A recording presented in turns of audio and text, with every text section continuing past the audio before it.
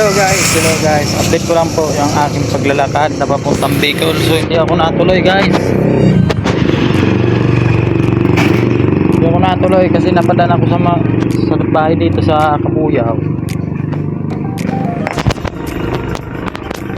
Pinigilan ako ng tiyuhin ko na hindi na daw, huwag na daw ako magpatuloy ng aking gagawin na pauwing Bicol maglakad kasi delikado daw.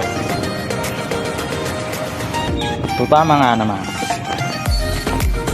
dahil nag-alala sila dahil sa kalagayan ko.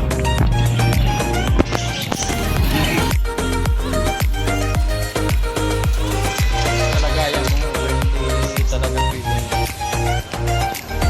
maglakad papuntang Bicol.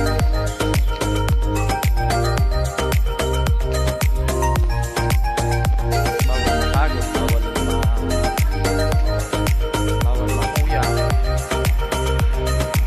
bawal mainitan. Kaya nakinig na lang ako sa tiyuhin ko dahil sabi niya bigyan niya na lang daw ako ng pamasahe pa uwi, at kung matuloy man sila pa uwi ng Bicol sabay na lang daw ako kung baka sakali, kaysa magtakad-takad ako papuntang Bicol. Nakinig na lang ako sa tiyuhin.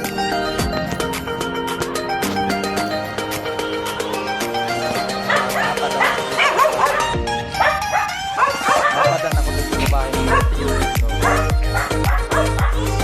Pilit ko na lang na umistay lang ako dito.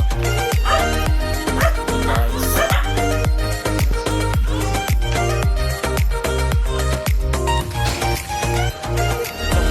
street na to, dati kung lalakad ikot ko dito.